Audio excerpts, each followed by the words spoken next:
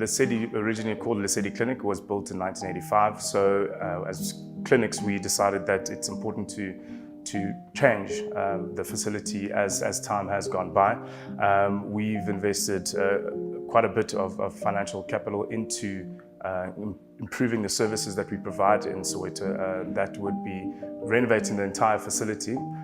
We've recently just opened up our new labor ward, and we've been doing so over the past few years.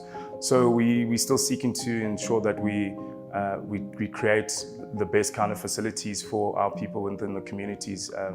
You know, these facilities were built by the community, for the community, so we'll continuously help to grow and improve.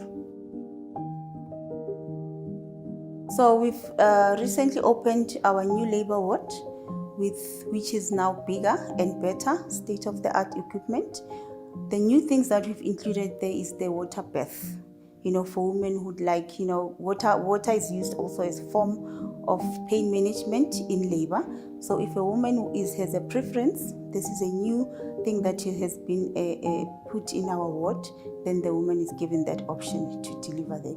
We've got new beds that are state of the art when the doctors are delivering their patients without any difficulties.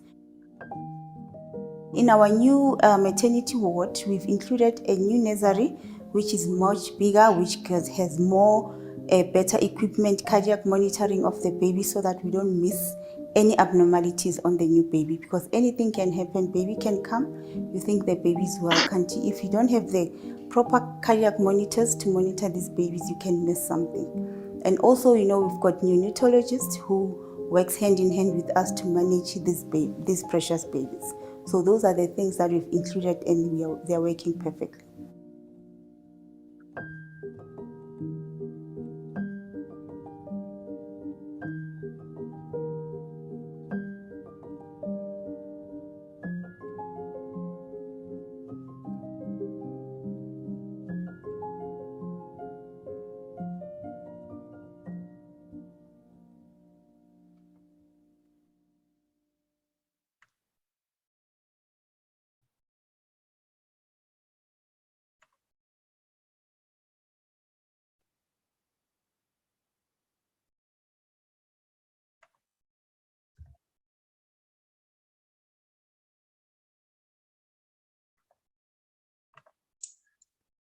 Good evening, colleagues, and sorry, welcome to a clinics webinar for today. We are in the midst of load shedding, and it's affecting us severely. We've been battling to connect for the last few minutes. I hope you can all hear me, because it looks like we've got quite unstable connection this evening. Can you all hear me? Kamu, can you hear me? Yes, Dr. Bill, I can hear you. Okay, thank you very much. I was worried. I saw someone saying I cannot hear you. Just make sure that we welcome everyone. And indeed, as I said, we in the midst of load shedding level 6, and we battled. Prof. Morgan was also battling, and so he is back with us. We battled quite for a number of minutes quite earlier on.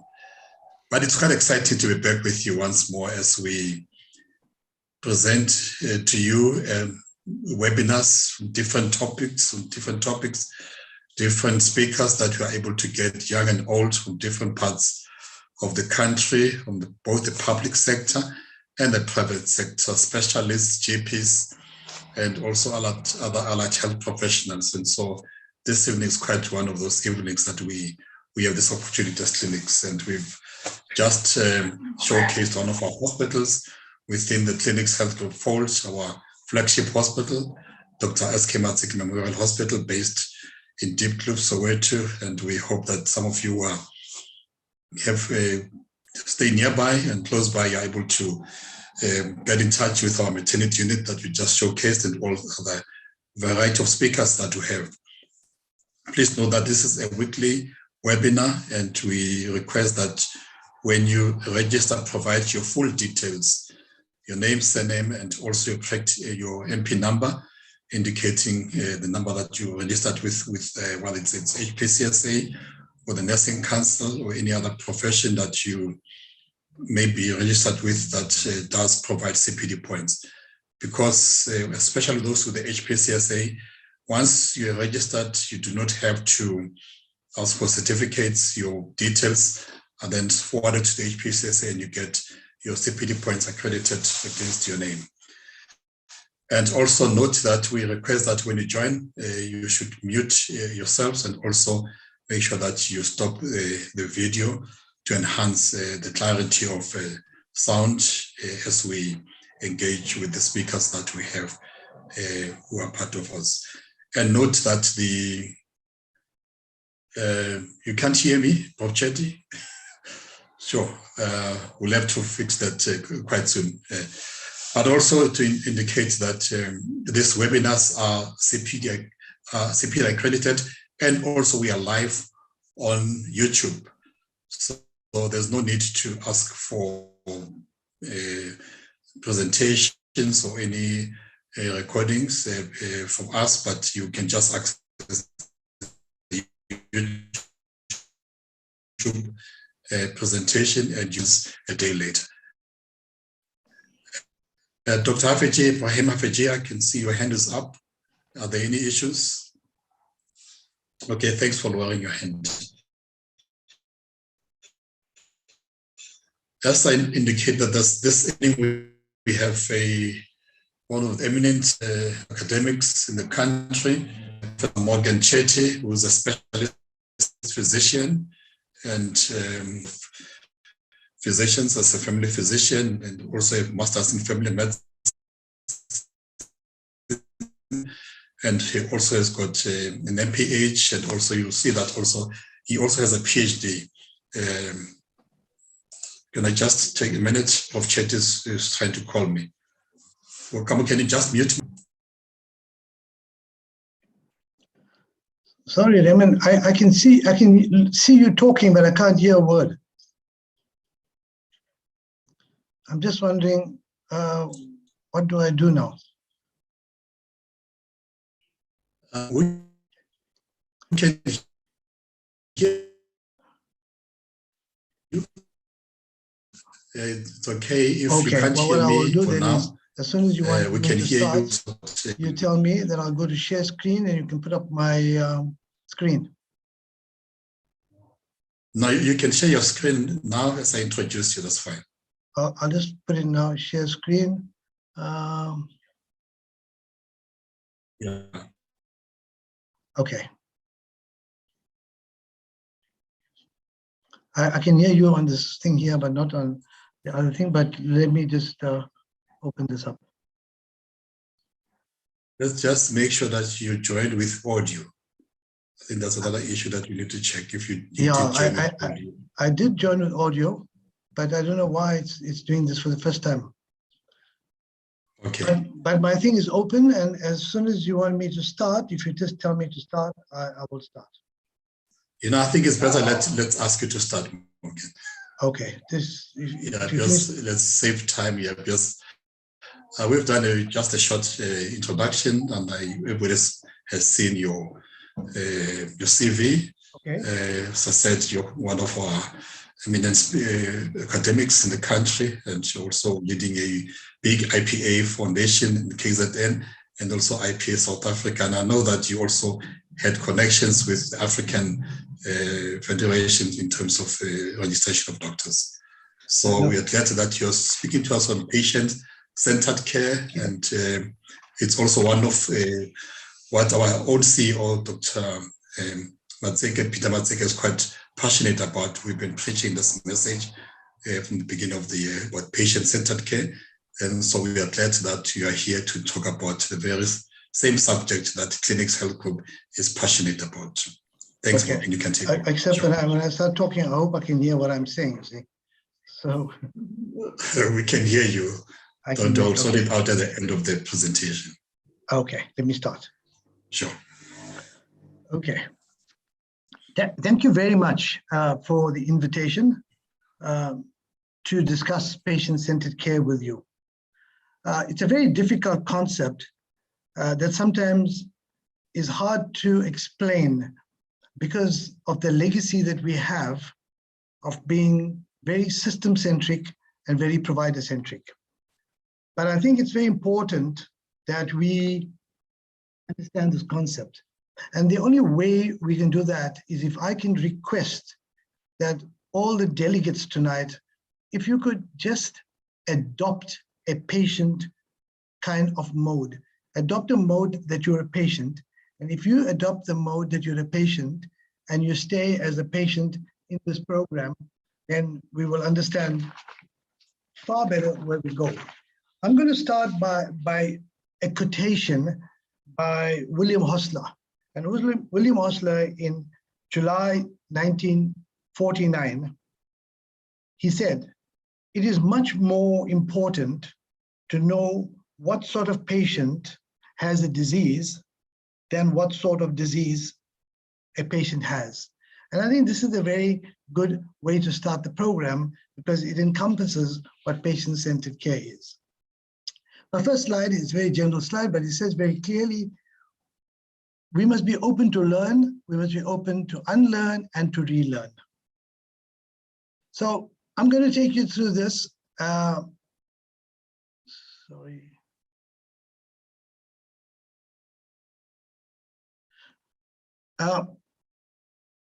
A little definition of patient-centered care.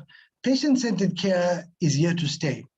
In South Africa and in the bigger parts of Africa, it is not a very prominent kind of instrument that's being used for healthcare. And I think it's long overdue that we actually made this instrument a prominent instrument. It is more than just a trend.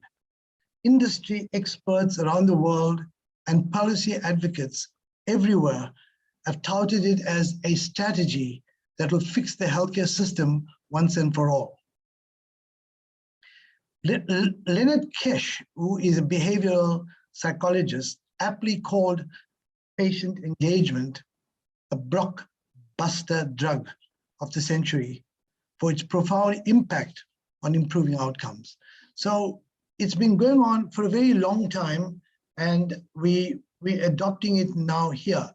In the meantime, the International Society for Quality, ISQA, has actually gone ahead and drafted a white paper that's going to be released soon that people could use as a reference about how you implement and how you use the tool in everyday practice.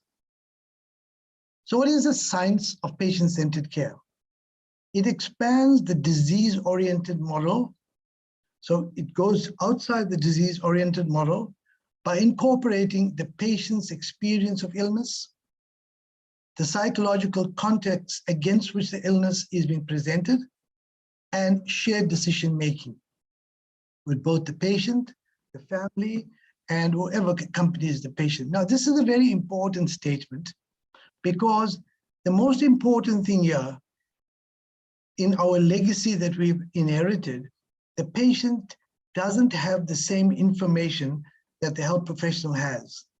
So the patient has never been able to engage in a conversation or an interaction because there's an asymmetry of information between the patient and the caregiver or the provider of care. And therefore, shared decision was never ever possible. So the process of healing depends on knowing the person, the patient as a person. Now, before Margaret Chan left the WHO, she wanted us to change the word patient-centered care to person-centered care. And it's more applicable to developing countries because the ethos of the 21st century has been that we have moved into what we call preventative care more than curative care. So it's better to know the person behind the illness or behind the patient. And if you keep the person healthy, you will prevent that person from becoming a patient. So it's a very broad concept that we need to keep people healthy, and we mustn't look at everybody as a patient, but we must look at people as being persons, and that's what's behind the illness. So how do we factor all this into the evolution of patient-centered care? So I'm going to take you through this very quickly and show you how patient-centered care developed and what was the ethos. In in this issue of me discussing their legacy, we know that healthcare all along from the time we were students until now is led by the health professional in a very authoritative way. When you enter a doctor's rooms, the doctor is in charge, he asks the question, and he's very authoritative in its way. So basically, what we've seen is that we've inherited a paternalistic type of healthcare. Paternalistic in the sense that the doctor is in charge, and I'll show you a little later how we devolve the patient away from any contact at all.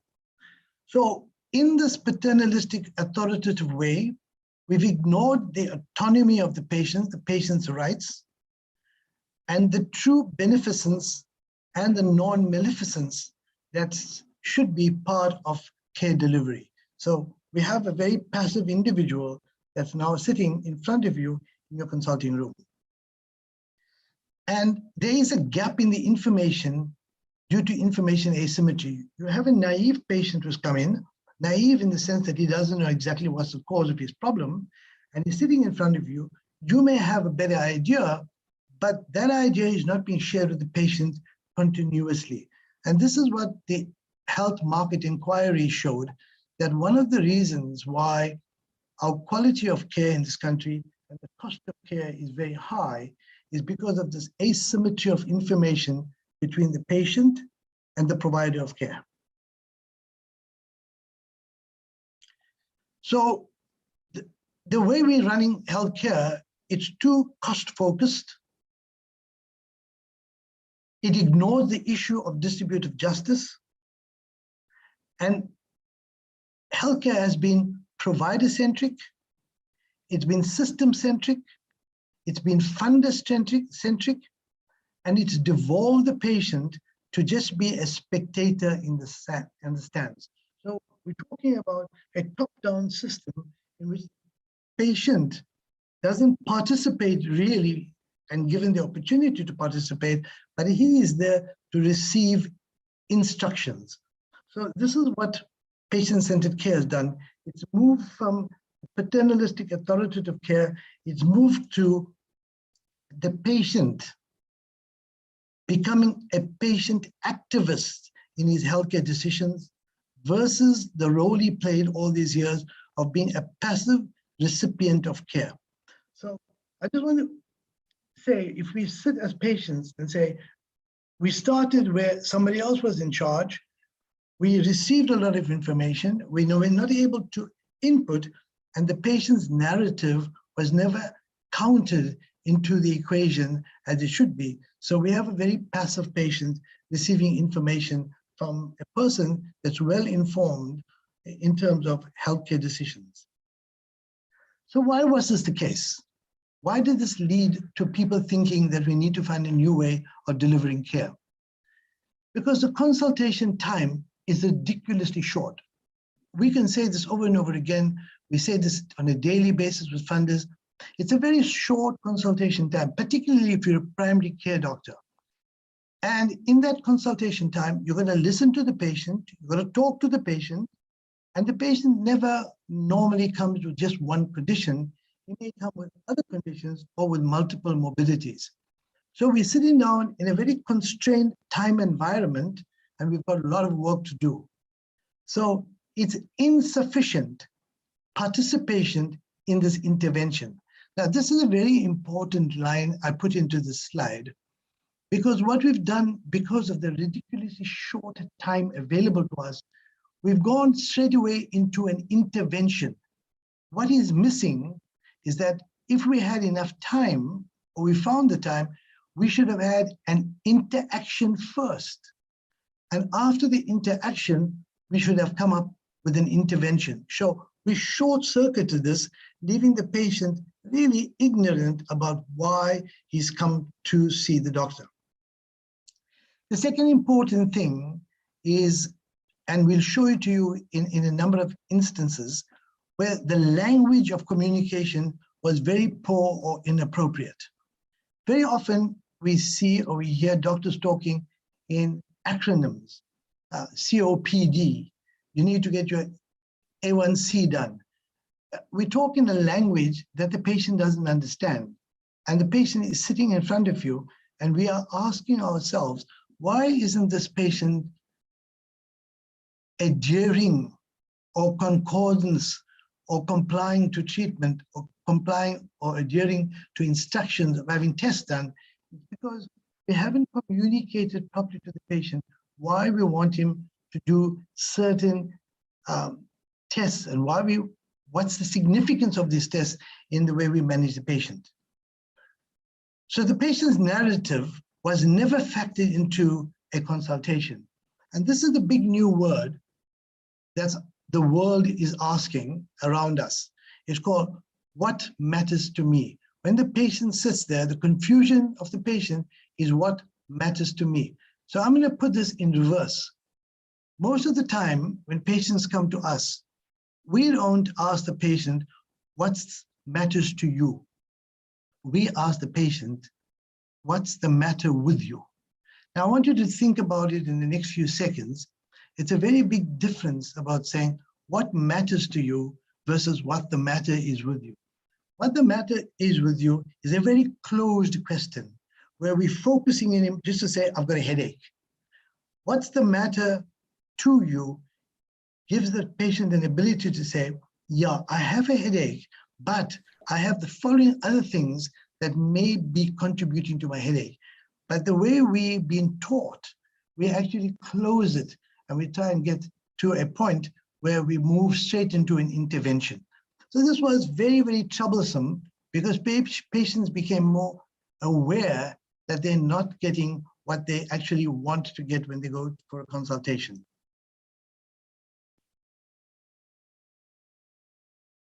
The patient needs to understand his or her illness. So I'm going to give you two very big examples which came out of a big trial called INTRODEA. INTRODEA was a trial on type 2 diabetics, and they had about 16,000 diabetics. And when they divided the patients into two groups, one group where the doctor was more patient-centered, and another group where the doctor was not that patient-centered. And I'll give you the example of shifting the focus of hemoglobin A1C to engage and understand the patient's perspective and concern. If you tell a patient, I need to do an hemoglobin A1C, the patient doesn't know what's the benefit of that test, what is a hemoglobin A1C. What we should be doing is telling him why we're doing this test called hemoglobin A1C. How does it help me as a doctor to manage your condition? How does it help you as a patient to understand why you should be doing this and you should be doing it regularly? So what we're doing is we're building a relationship between the doctor and the patient, where the doctor is telling the patient why he has to do it.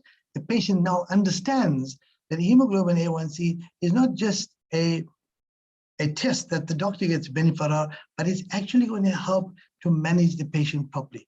We don't spend that time explaining to the patient what a hemoglobin A1C is. Now it's gone one step further with patient-centered care. What has happened is patients have been taught 5 or 6 numbers, and patients have been told, know your number.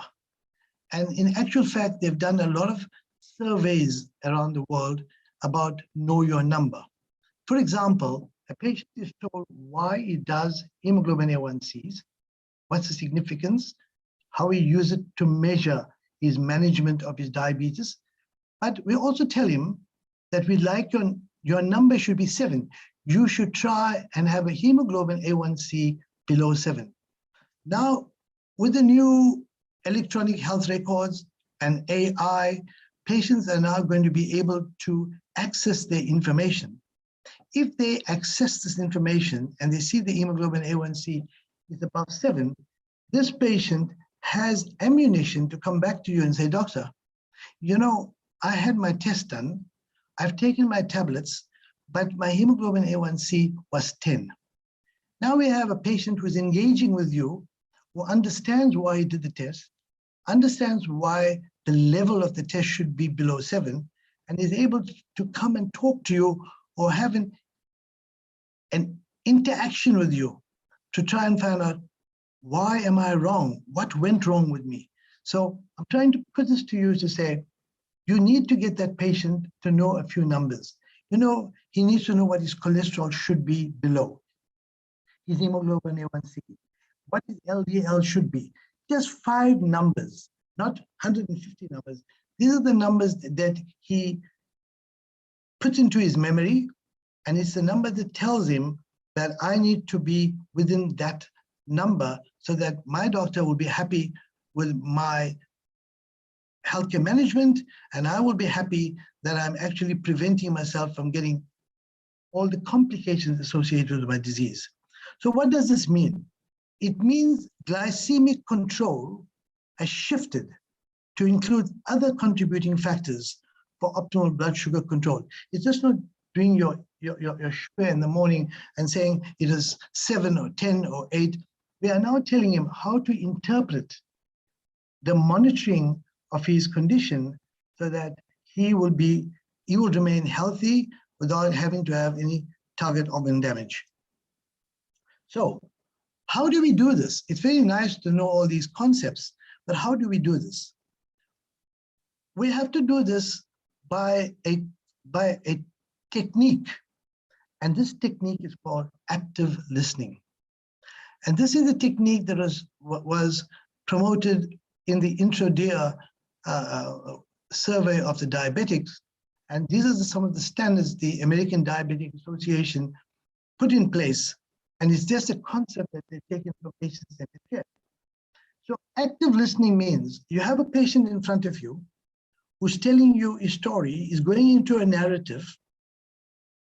You need to be looking at the patient in his eye, listening to the patient, rather than doing what a number of us do. We're busy writing a prescription for another patient, we're looking at our cell phone, we're turning the page of a book, we're doing something else that's distracting while the patient is talking to you. So we're not actively engaged with the patient, and the patient doesn't think that we are actually listening to him. So active listening means you want the patient to know that you are actively engaged in his narrative and you're following his narrative. This elicits the patient's preferences. When you talk to him, you can look at his body language, you can look at whether he's worried, you can look at whether he believes that he's sick. A lot of people don't believe that they're obese, they don't believe they're sick. But while they talk to you, they will tell you this, provided you actively listen to them and you look the patient in the eye. Also, while you're talking to the patient and listening to him, it's not talking really, it's more listening, you can assess the literacy level of this patient. Is he using language that says, I understand it, or is he confusing the language but getting the message across? His numeracy kind of level, whether he understands these numbers that you've given him.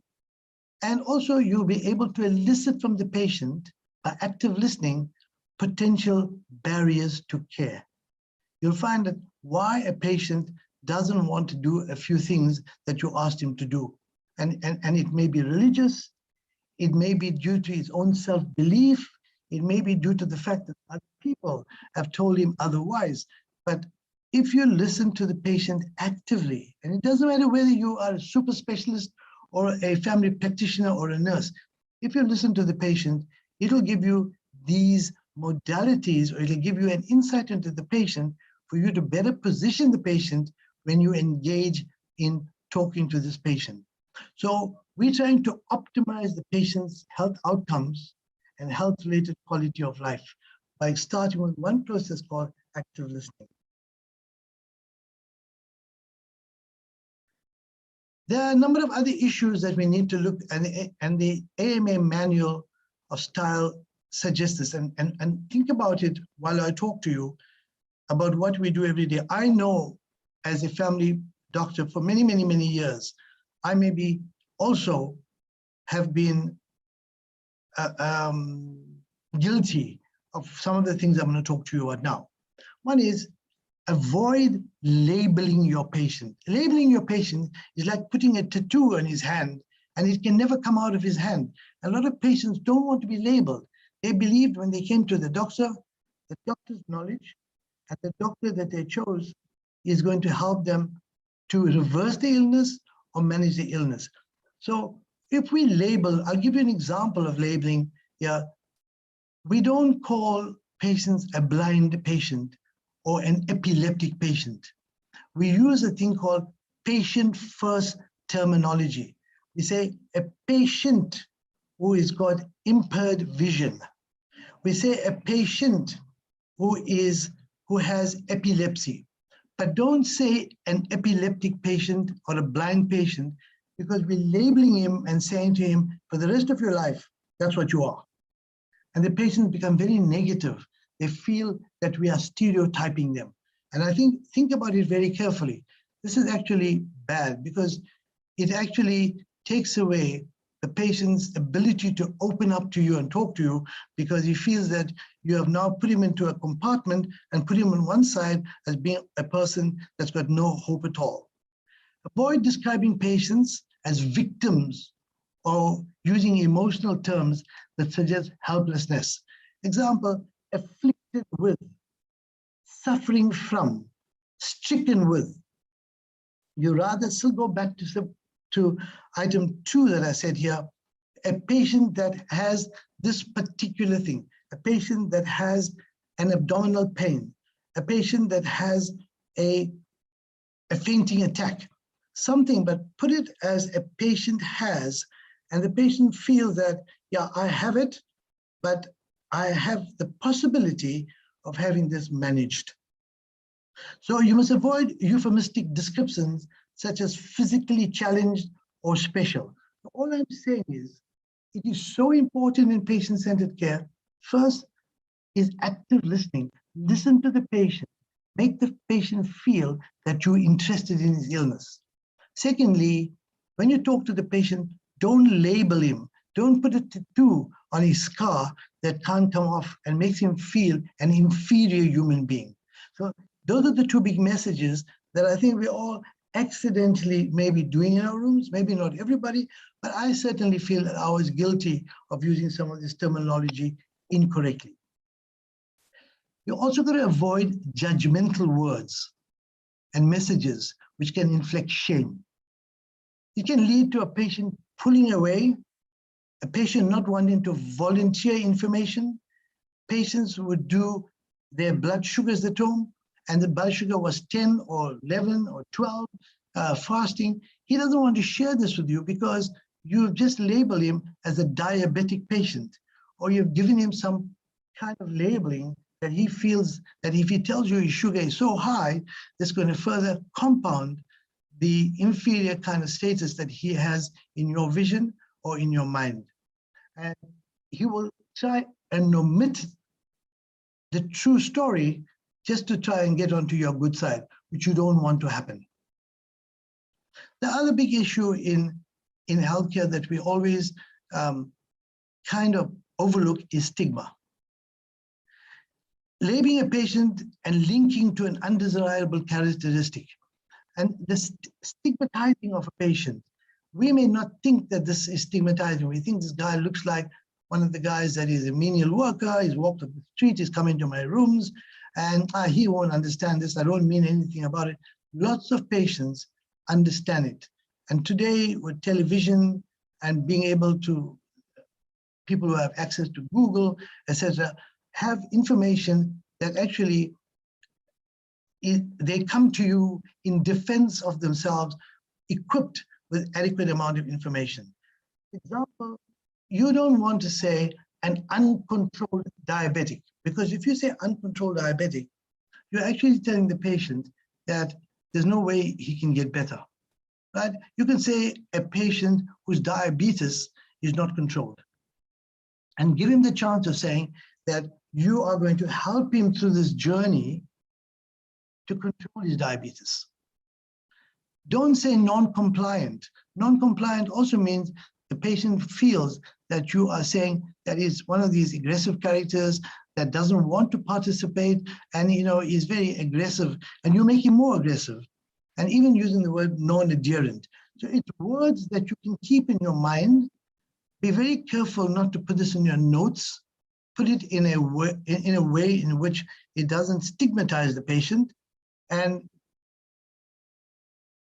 prevent the patient from not seeking more care. So these stigmatized words allow the patient to seek less likely to seek care, and it's detrimental to self-care.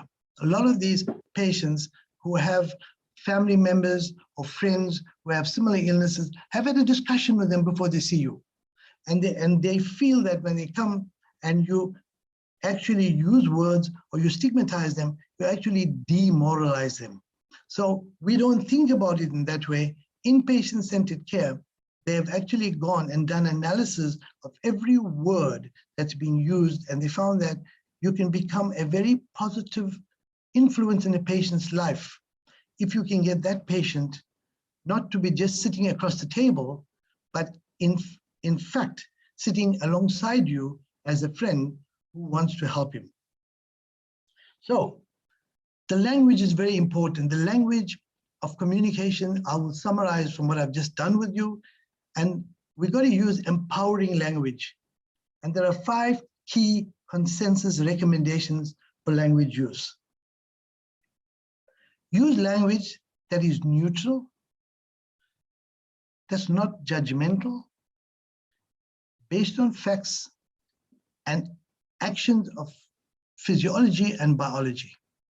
You know, telling the patient, I think you have a major problem. I think your problem is one in which the chances of recovery is very low. That type of engagement puts a stop to your interaction with that patient. He's morally become totally deaf to the rest of the narrative that he's going to have with you. Use language that is free of stigma. I've been through that with you to show that stigmatizing patients is actually like putting a tattoo on somebody's body and saying that you're never ever going to get out of that state. Use language that is strength-based, respectful, and inclusive, that impacts hope. I'm hoping that one day we can do a talk on motivational interviewing, because in motivational interviewing, what we're showing is that patients have an ambivalence to change.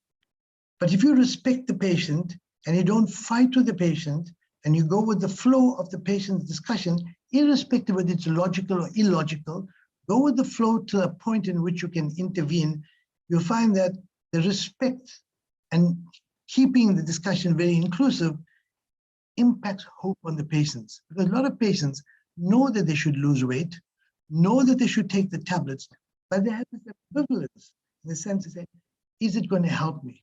Will it help me? There are other fat people out there that don't have diabetes. Why must I lose my weight?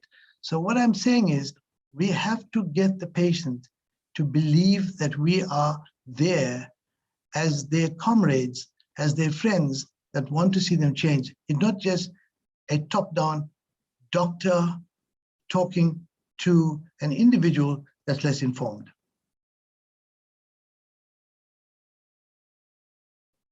Use language that fosters collaboration between the patient and providers.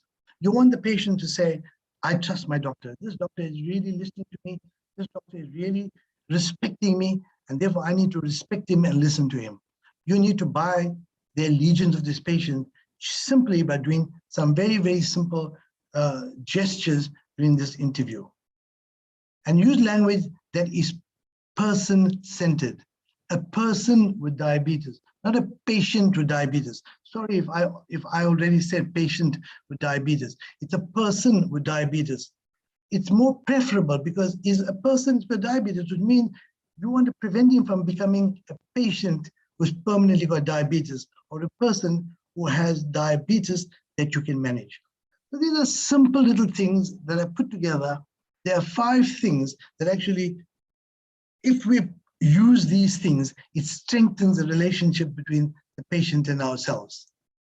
So the New England Journal of Medicine has this very nice summary of patient-centered care, and I'm very happy if Dr. Bila and co can share these with you. And this is a very simple thing about patient-centered care. You start with a mission and a value aligned with your patient goals. In fact, what I've done is I've asked my doctors in my province if they should not write outside their practice or put a board in the waiting room to say, this practice is patient or person-centered. I think that's very important, and put a diagram of this nature in your waiting room to tell the patient, you're actually telling the patient that the patient is most important in this interaction between the doctor and the patient. Care is collaborative, it's coordinated and accessible. The physical comfort and emotional well-being are top priorities. You want the patient to feel comfortable, to feel that he's talking to a friend. The patient and the family's viewpoints are very important. Even the caregiver or the person accompanying the patient. The patient and the family always included in decisions. It's very important for you to sit. And sorry to say that our hospitals in South Africa have never been built for patient-centered care, where you have a side room in which the consultant can call in the patient and the family, and after the ward round, have a chat with them. Some parts of Europe and America, they have these consulting rooms that are very patient-friendly, where the family can actually virtually join in a ward round. Family welcome in the care setting, it's important. It's no point in talking to a 10-year-old or a 15-year-old, trying to give him high facts and information. It's important in that kind of engagement for the parent to be there, so that when you discuss the patient's illness, you can discuss it in a language that the parent understands. But just having a ward round with the child in a pediatric ward without the parents being told what's wrong with the child doesn't help at all in terms of ongoing management. And then you have full transparency and fast delivery of information. I'm going to quickly take you to a program that I've done on an international conference in the last year in Italy. And I'm going to take you through a program which won't take too long, where a patient enters your waiting room, is sitting in front of you, and that's where the journey starts. The journey starts with the patient entering the doctor's room, and it could be the patient and his family. You have confounding variables like payer and governance issues to worry about, time. And then you have the health professionals that have to be on one side of the equation. But this patient comes in. Now, for it to be a successful intervention following an interaction, the patient and you must start at the station where the train comes in together. And when the train reaches the destination, the patient and you should reach the destination together. What am I saying? The way we've been taught in the legacy system that we've inherited, the healthcare provider is sitting in the engine. The patient is sitting in the compartment. Very often the engine reaches the destination while the compartment is far behind and never reached them. That's an ineffective way of having a good doctor-patient relationship. So what we're trying to do is, we're trying to get a dynamic patient journey, and I'm going to take you through this journey, where we're going to look at the patient's experience of this interaction. We can look at whether by making the patient a better patient, whether we can have an influence on the health of the population, and whether this together will give us a cost benefit. Now remember, I'm putting cost down the list. I'm not saying that we're going to examine the patient and treat him to manage costs. We're going to manage other things, the experience of the patient, the population's health, and then see whether it's cost beneficial. And then you as the doctor, have you had any professional experience? What's your professional experience on this journey? So it starts and ends with the patient. What matters to you? It's served by professionals in an effective, safe, timely, and meaningful way. It may be constrained, and it is not maybe, it is constrained by the way we are paid to do these in the present day and age, because we're not being paid adequately to spend enough time with our patients. And therefore, we spend a lot of time more on efficacy and cost benefit. And in this country, I want you to remember that this country, we do not have equity of health. We have a lot of social determinants of health that we overlook when a patient sits in front of you. But every patient that sits in front of you has a certain negative effect of some aspect of the social determinant that we don't factor into the consultation.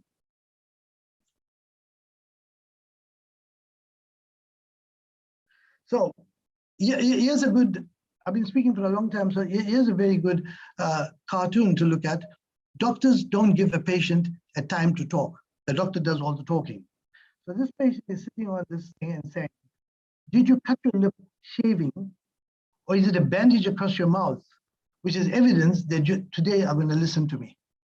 And that's very important because very often we don't. And in this intro dia survey that they did with the 2 patient cohorts, they did a recording, and they found that when a patient begins talking about his illness, within 17 seconds, a doctor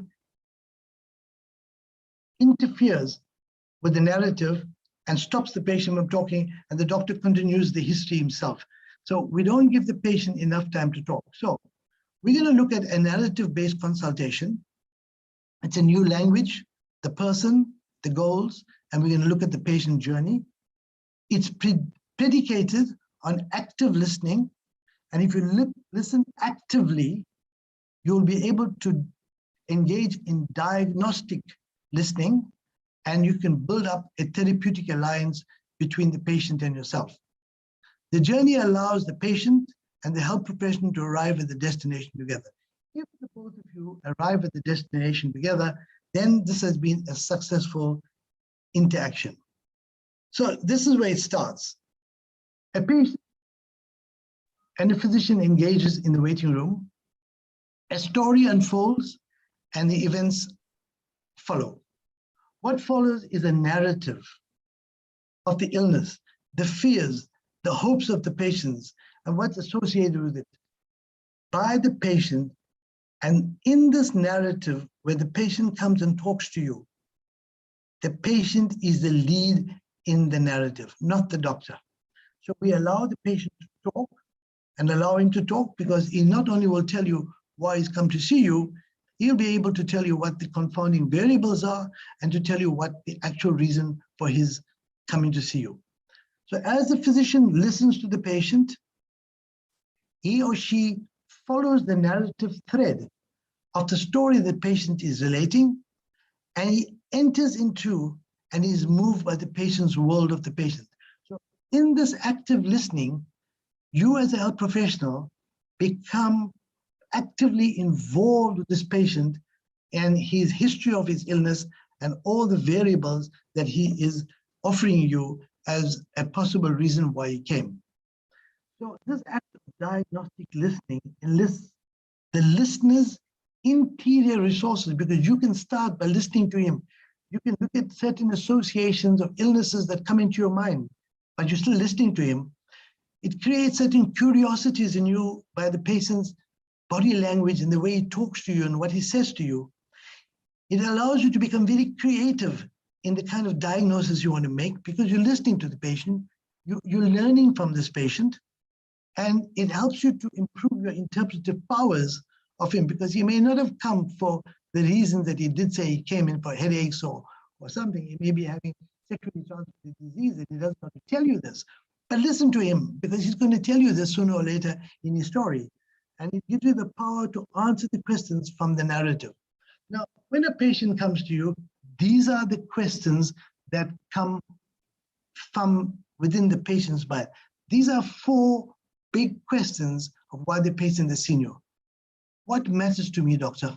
What matters to me? What is wrong? What is wrong with me? You know, he feels that he's unique. Why was he chosen by God to be sick? Why did this happen to me? Why didn't it happen to other people? Why am I the person that's come with this kind of sickness? What will become of me after this?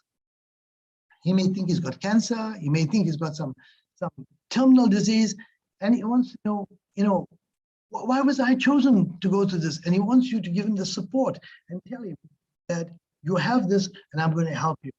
These are important concerns of an anxious patient. And if you don't listen to the patient, you won't be able to elicit these 4 questions. So you listen to the patient, and it allows the physician to proceed to his or her more recognizably clinical task to establish a therapeutic alliance. So you don't start the alliance earlier on. You go through this journey with the patient, you listen actively, you get into a diagnostic listening mode, develop a therapeutic alliance, and then you'll be able to treat this patient. So it's taken you a little while. It sounds like it's forever. It's going to take up hours. It doesn't. It actually, after a while, you can actually fit that into your consultation. So the narrative-based engagement allows for you to transition from episodic care, just from a cough or a cold, to going into chronic care modalities, because a lot of patients come to you, they don't come to you just with one symptom, they come with you with this, and you've got to find a way. How would you look at the patient who's got multi-morbidities and listen to him as well? So it's a tough task. It's not going to happen overnight. It's a lot of sort of training and a lot of difficult hurt and pain for a doctor, but this is what we need to do. A single interview or an element of care cannot be linked to the success of the whole interaction. This patient has a number of things. And what we're doing, but because of the way we are paid, we are trying to concentrate all this into 5 to 10 minutes, and we lose the patient. We lose the patient's reason for having visited you. So the patient story, in this transition to elicit what matters most to a patient, we need to listen to the patient's story, enter into the patient's world of the patient to be more diagnostic listening, and enhance interpretive powers of the patient's story. So both through listening skills, your narrative competence, the physicians can reach and join the patient and recognize and follow the patient's personal journey. This journey together allows us to acknowledge, absorb, interpret, and act on stories and plights of the patient. We also must factor this into the fact that I've said to you earlier on, we have a number of patients that come to us who come from vulnerable backgrounds. And these patients, actually, we treat exactly the same way without finding about the vulnerability that they've had, living in squatter camps, living in crowded areas, not being employed adequately, or being a single breadwinner with 10 members in the family. We don't look at all the confounding variables and the social determinants of health that affect the patient. We need to find out somewhere in the narrative, how does this impact the patient? Example, low-income individuals, uninsured patients, immigrants, racial and ethnic minorities, who are typically underserved by our health system, who face even greater barriers to patient-centered care. Because we spend less and less time with them, particularly with these new low-option schemes that we're seeing every day. This is what really irritates me, in the sense that we have to spend such a small amount of time because they're not paying us adequately, which is not fair. And these are the patients, the poorest of poor patients have the greatest burden of disease, and we should be spending more time with them. So vulnerable patients need more listening to, more story and narrative-based decisions. We need to enter their journey and listen with empathy what matters to them, because they've got a genuinely imbalanced kind of position in which we have to factor into the consultation. Can we measure all this? Because all we measure every day when you have profiles or when you measured is biometric measurements. We have actuaries who are working out for us what is your statistic and how is your statistic wrong, but we're not factoring into this the important issue: how do we measure the person's perspectives? We can do it. We don't have time today, but I'll just mention it to you. There are surveys that you can do, called patient surveys, which are PROMs and PREMs, which are patient-reported experience measurements. What was their experience of this interaction with you or in your hospital? And what was the patient's reported outcome? Did I get better for the reason of why I went to hospital or went to see my doctor? So there are methods in which we can measure patient-centered care by using the modalities of the PREMs and PROMs. So from what I said, which was a long story since I started, with you and the patient working together as a team, listening to the patient, going through all what I said, you and the patient would have arrived at the destination together. A successful consultation and an interaction that can lead to an intervention is when you and your patient arrive at the destination together, meaning that he understands why he's come to you, you understand why he has actually made the journey to you, and between the both of you, you can then decide how to manage the patient. Sounds very philosophical, but maybe I'm a little biased because I'm one of the people that promotes patient-centered care. So let me end with this little effective listening quote. Sometimes all it takes to be heard is to first allow the other person to pour out their heart, their hopes and their fears. And feeling heard is the most important thing in a doctor-patient relationship. Thank you very much.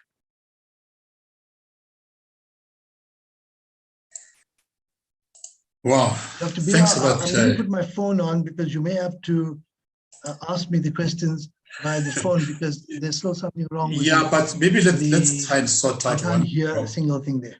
You can't hear me. Sure. Can I call you back? Then we can chat. Oh, hi, Morgan. Hi, Professor Chetty. Yeah, I can hear you. There's some technical problem I'm having, but I hope I made some sense there.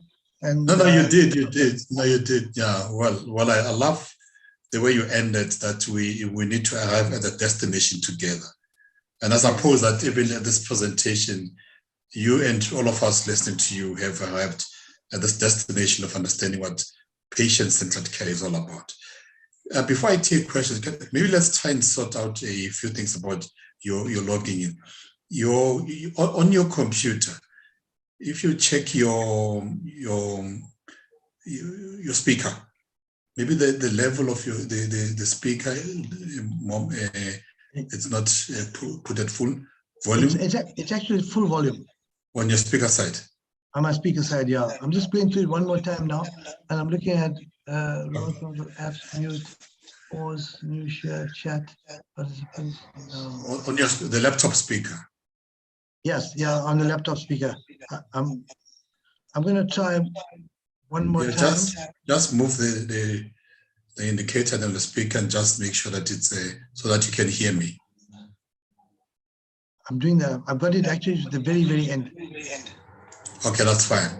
Well, I suppose that everybody can hear us. Maybe if you stop sharing and we can see your face. I've gone out of sharing now. Yeah, stop sharing, and then maybe if you switch on your video, at least if we can't hear you on the screen, if we can't hear you on the laptop, we can see your face. Okay, I'll just do that. Yeah, if you just stop sharing, I just hear. Okay, there are a few questions that have been put by the panelists. I hope that everyone you can hear me and everybody can hear you. Yeah. Kamu, can you hear Prof. Chetty? Yes, Dr. Bila, you are both clear. Okay, that's great. I think at least we're using two forms of communication today. Yeah, there's one of the first questions that we just go to the questions that we have.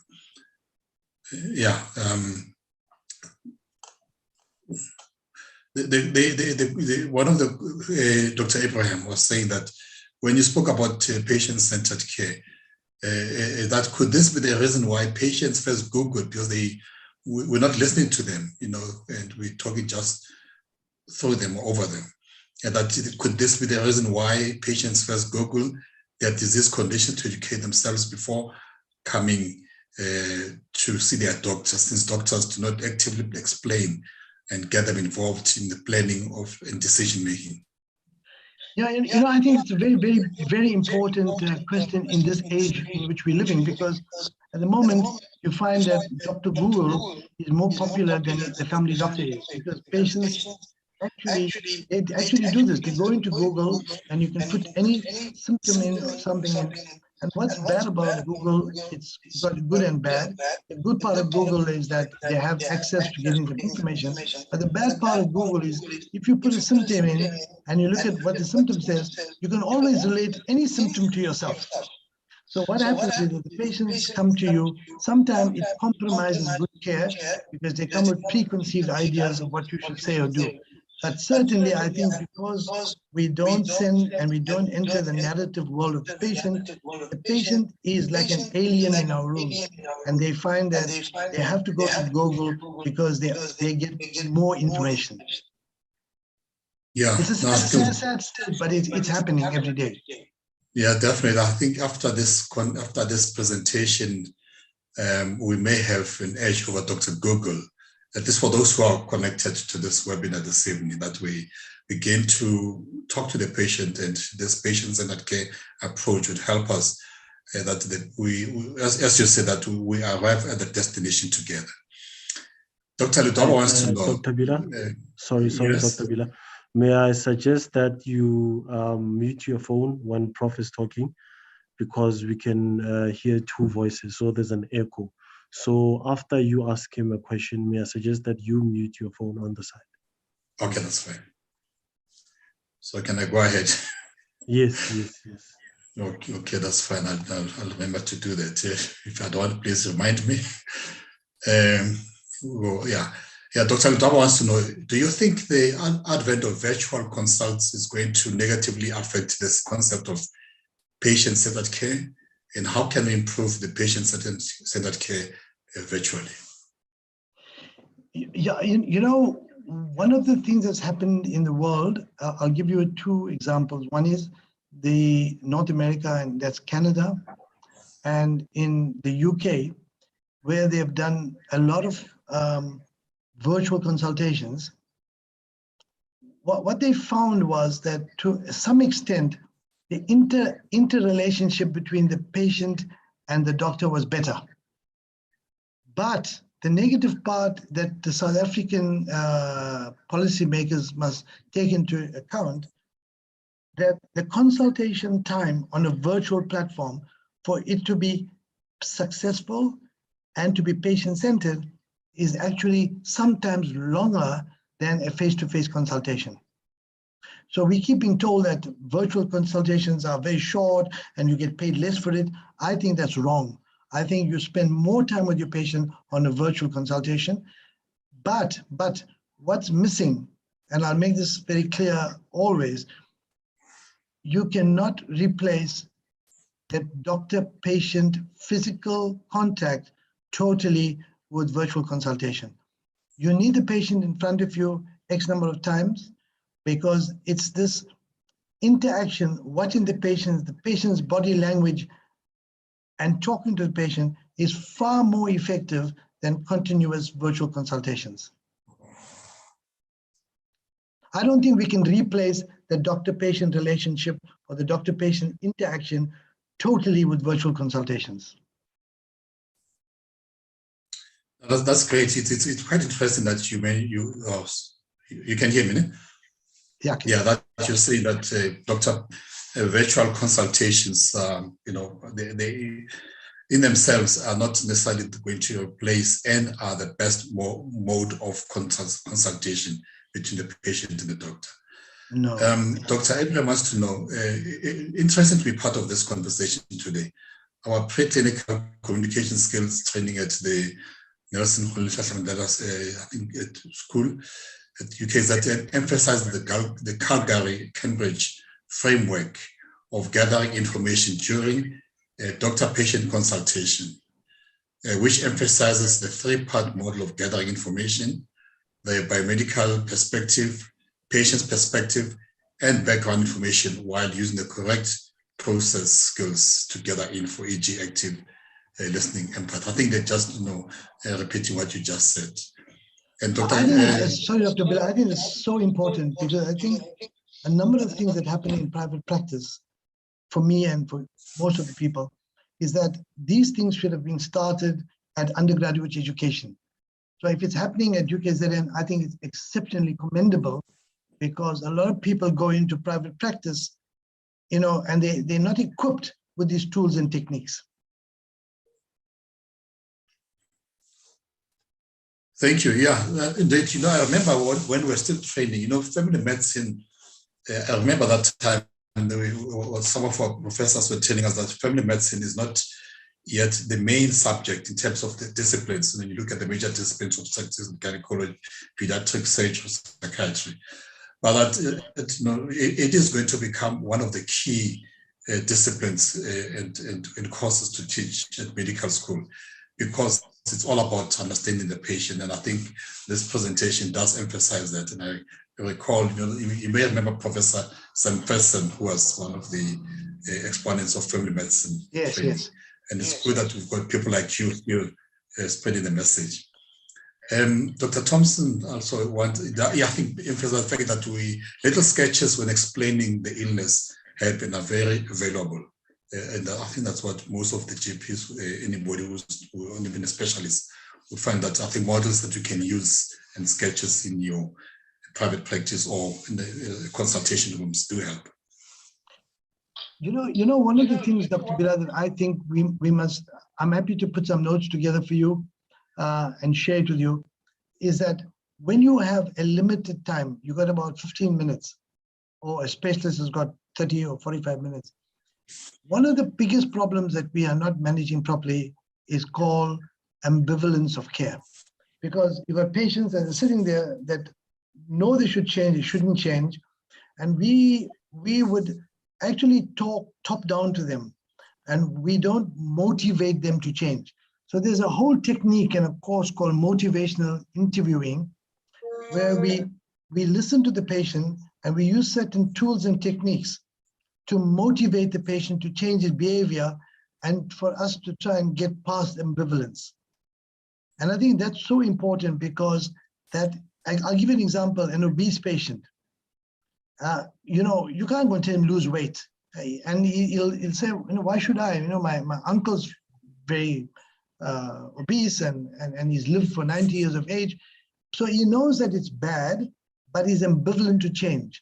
So I think we need to share some of it's simple tools, the one-page set of tools that the doctor can use during his interview with the patient to make the patient change his attitude towards not wanting to become compliant. Thanks a lot. Yeah, that's great. That information that you've just shared. And paternalism, high doctor, low patient control. I think they're just explaining them. And consumerism, default, laissez-faire, low control for both, and mutuality, high patient doctor control. Emphasis should be on the mutuality model. You concur? Yes, I agree 100%. 100%. We always used to use an example long ago to say we have a table and we have a patient on the other side of the table and the doctor is on this side of the table. But if you can decrease the distance between you and the patient and make the patient feel that he is now entering your world and you entering his world, you find this mutuality between you and the patient builds the relationship. But as long as there's a distance between you and the patient feels that all you're doing is you are listening past him or not even listening to him, and you're not even concerned with what he's saying. And very often we find that patients become very, very kind of negative to want to change because they feel that the doctor wasn't part of the journey that they've come through. Yeah. No, thanks. And there's a very important statement on the chat line, and I want to agree 100% with the person who wrote it up. The patient, the success of patient-centered care is that the patient must take ownership of his illness. And I see somebody just brought it up on the chat line, and I want to agree 100%. The patient, at the end of it, the patient must take ownership of his illness. It's not the doctor that's going to take the ownership. It's the patient that must take the ownership of his illness.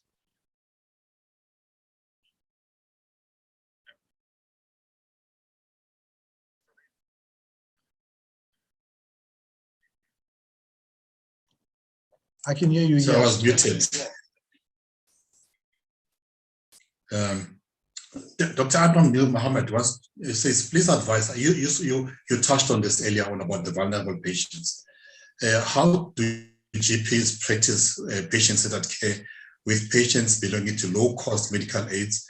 Because some cases, as 200, and we know that there are many GPs or doctors who do see patients sometimes at no cost, and so how do you respond to that?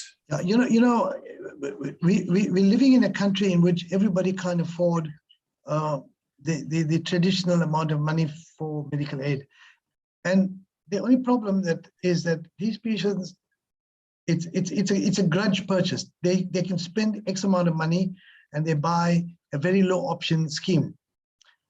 But I think the moral of the story that I'm trying to espouse tonight is that even if the patient is on a low option scheme versus a traditional scheme, it's a big challenge. It's a sacrifice that we as doctors have to make. Is we have to treat the patient with the same amount of care, compassion, and empathy, and give him the same amount of attention that you would give a patient who's paying the traditional amount of money. We shouldn't penalize a poor patient who's got social determinants that are negative and has things against him because he has not been able to purchase a high-end scheme. So it's a very tough thing. We're going to search our own consciousness to say, this is a human being. Let's forget about what he's paying, whether he's a cash patient or a medical aid patient. As a human being, can I give him optimal advice or direct him in the right direction for the fact that he's come to see me and sat in front of me? So it's not an easy question to answer, Dr. Bilal, because we have to make these adjustments for these patients that have got a very vulnerable background. And this actually happened in COVID. In COVID, when you saw that they said you have to go into lockdown, I don't think we took into our mentality at that time that when you have a lockdown, a lot of people are people that sell food or sell goods on the street to keep their families going, to buy their medicines for their illness. If you stop these people from going on the street to do this business, you're actually being negative in the sense that these patients are being thrown into the deeper end of the social determinants. So I think, we have to spend a minute or two finding out what are the confounding variables that this patient has that I have to make some allowances for. Yeah, the next comment is quite interesting because we just touched on the vulnerable patients also do not have money. But then this, Dr. Hafe just says time is money. And the hearing time is very short generally. So we end up with the stubborn patients, non-adherence, and disease complications that cost us so much. Doctors asking calling for help here. Yeah, we unfortunately are in a profession where it's not a market commodity in the sense that we can sell this in a marketplace. It is, unfortunately, it's a calling. We know time is money, but it's a sacrifice you're going to make as a doctor because the patient that comes to you is not coming for cosmetic reasons. He's coming because he's ill. He can't afford to come to you. He's finding the time to come to you.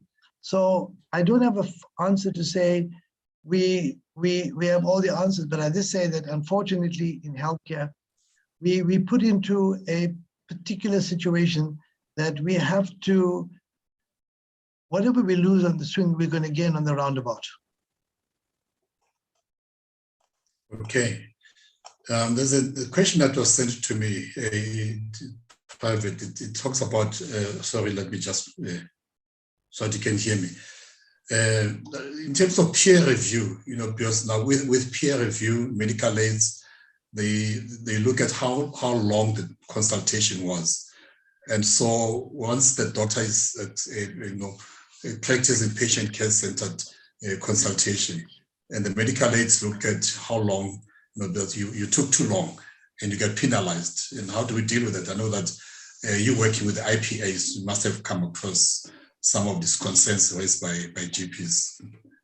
Yeah, Dr. Baer, this is the most important thing. I think, what we're seeing is the time allocated for a consultation doesn't take into care the complexities, the multi-morbidities, the issue that you need to look back and find what are the social determinants and vulnerabilities of care. And I think this issue of saying that we have a patient and the patient now becomes a victim of circumstances. And we in the peer review have made it very clear that peer review are done by actuaries. These are statistics. The statistic doesn't make a doctor a good doctor or a bad doctor. We believe that we need to talk to the doctor and find what are the challenges that this doctor is facing. We then factor it into the peer review. And I will tell you this emphatically, that of the 100% of the reviews that we see, 95% of the reviews, we can find an explanation where a doctor has to spend more time. A doctor has certain challenges that the statistics don't pick up. So we have a team that fight with medical aids literally every day to say that we should be allocating more time for a consultation. If it's multi-morbid condition, we should allow a long consultation time. So there is an active engagement on the ground for us to represent doctors and allow doctors the ability to have more time to spend with the patient. Yeah, indeed. And this is what the next doctor said, Dr. Corbett says, that patient-centered care should not be influenced by what the patient pays.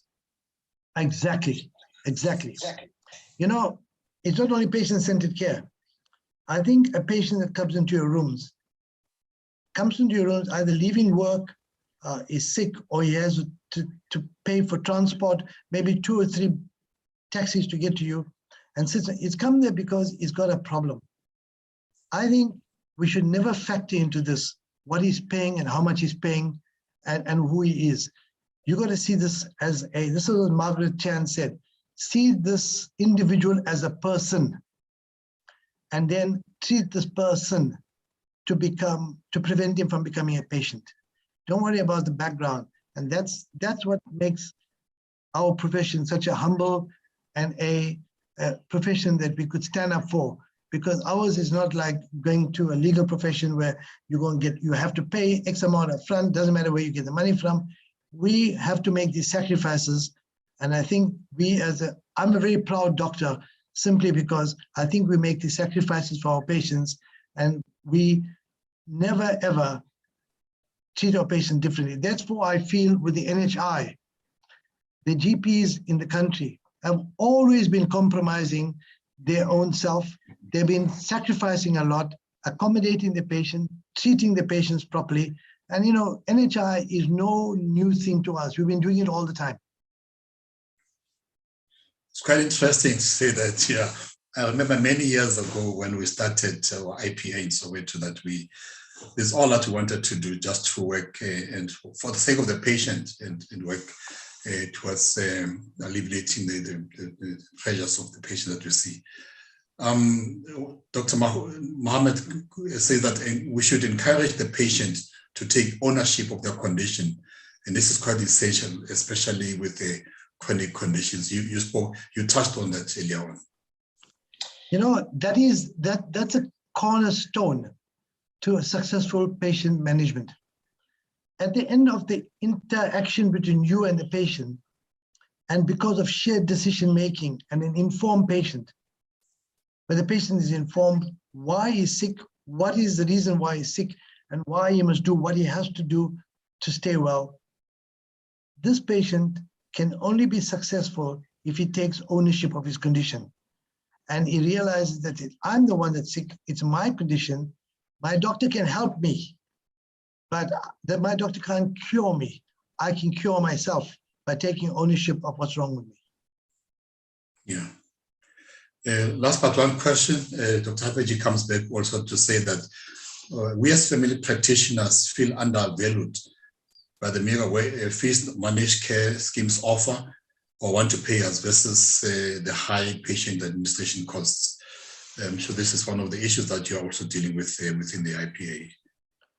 Yeah, you know, Dr. Bila, I must say that I'm one of the very disappointed people. And I'll make this point as doctor is saying now. You get a naive patient walking into your room. He can be having one of 10 illnesses. You got to sit and you got to triage this patient. You got to look at this patient, listen to the patient, and then you got to come to a differential diagnosis and then refer him or treat him. It's a very, very risk-based thing that family practitioners have to engage in. It's not like walking into your room and walking out and getting a packet of tablets. But I think we don't put into the equation the amount of time, dedication, and what a family doctor has to go through to triage a naive patient and get a patient either treated or referred to the right discipline. I think we for some unknown reason, and I'm going to make this clear in one of my NHI talks, primary care is not synonymous with cheap healthcare. Primary healthcare is primary healthcare, but it's not cheap healthcare. Sure, thanks a lot. Thanks. The last question that we have is an excellent talk, Prof. Does the language barrier contribute as one of the problems impacting on patient-centered care? And how does one overcome this if you have anything to use? I'm going to ask Dr. Kenochi, please answer my call. I'll put you on mute. I think you're right. I think language is the most important thing. I don't think we're going to talk to the patient in simple English or whatever language you speak to the patient. So the patient must understand it. But I'm still seeing patients that come to me that say, my specialist said about COPD. Now, you know, to a patient, what does COPD mean? Nothing. So I think we need to talk to the patient in a language the patient understands, he comprehends it. If he engages with you and he engages with you in a productive way, it's important. So I think the language we speak is important. If you do not speak the same ethnic language that the patient has, please get an interpreter. Don't assume that the patient understood your English or understood your language, because you actually have wasted the patient's time. So I think one of the crux of patient-centered care is using the right language and using the right language that prevents stigmatizing the patient or giving the patient a feeling of inferiority. And I think if we can get past this using the right language, you'll find that you will be able to be more successful in terms of adherence and compliance to treatment. Okay, thank you very much, Prof. Chetty. We've come to the end of the presentation. We've listened to you and quite a number of other colleagues who are talking. I'm trying to get Dr. Ernest Kenochi to talk to us, because you may not be able to hear him when he does the vote of thanks. I'm calling him. If you could answer his call. Okay. Okay. Can you hear me, Dr. Bila? Yeah, I can hear you, but Prof. Chetty may not hear you. That's what I'm saying. I can hear you. I can hear him. You can hear me? you. That's good. Okay. Okay, that's fine. All right. Can I go on then, Doc? Yeah, sure. Yeah. Thank you very much. This is the Professor Morgan Chetty. I think on behalf of clinics, the board of Clinics Health Group and ourselves here, I think we would like to thank you very much for having made the time today to be with us to deliver this valuable lecture. I think I know you very well, and I work with you in some other forum, and I've always known you to be an advocate of the patient. I think you have been one all your life, and thank you very much for this. I think you've reminded us that the patient's experience of care to the patient, in most cases, if not all cases, is more important than the pills and the injections and even the surgical and other procedures that we perform on patients. And I think for reminding us that you have probably made the patients of the doctors, the 160 or so doctors who had logged in today, their patients are going to gain from this lecture that you gave today from tonight onwards. I think the days of calling patients a case of diabetes, a case of trauma, case of schizophrenia, but you call them Mr. So-and-so, Miss So-and-so, I think have arrived. And I think you've just reminded us about that. Something that we should be taught at medical school, actually. I think we will probably have to call you again on another day to carry on along the same lines. I should thank also all the participants who managed to log in tonight. I think without yourselves having logged in or logging in on a regular basis to these webinars, we would have to stop as clinics to provide them. So we continue for as long as you continue to log in and for as long as we can present the topics that are of interest to yourselves. And please, Dr. Bila has said this before, but I can say it tonight again, that if any of you have any topics of interest that you would like us to feature in our future webinars, please send them in. If you want to offer yourselves to provide a lecture or two, you are very welcome, so that we can all learn from each other. Thank you very much. I should thank the technical team. I think they're represented today by Kamohelo Busakwe. Thank you very much, Kamo. And of course, yourself, Dr. Bila, our webinar host, you're doing very well. Let me hand over to you to close the webinar formally. Thanks. Thanks, Dr. Kinosh. I don't think Prof. Chetty can hear me. It looks like your speaker is working well and mine is not working. Can you hear me now, Prof. Chetty? Sorry, Dr. Bila, you can't believe it, that for some unknown reason, the system has come back to normal. I can hear everything and my mic is full now. Yeah, it's amazing. So Dr. maybe Dr. Kinoshi did some magic. We don't know what he did. Kinoshi has got some magic in him there. No, thank you very much. Well, I think it's all for me to say we just want to say thank you to everybody. We've come to the end of the webinar. And next week, just to indicate that for the whole of July, we are looking at artificial intelligence, machine learning, and medical technology. So we've got an array of speakers from different fields who will be talking to us for the whole month of July, starting with someone who will be talking about artificial intelligence and machine learning, just as an overview coming from UJ. But then we have other speakers from certain fields of in medicine, in clinical disciplines, who will be talking to us about how they're using machine learning in diagnosing and treating patients. And I'm sure you'll want to see that Prof. Chetty, and also part of how they also apply that in patient-centered care. Thank you very much, and have a good evening. Thank you very much. Sure. Thank you, brother. Thanks, Dr. Libro. Thanks, Morgs. Thanks. Thank you.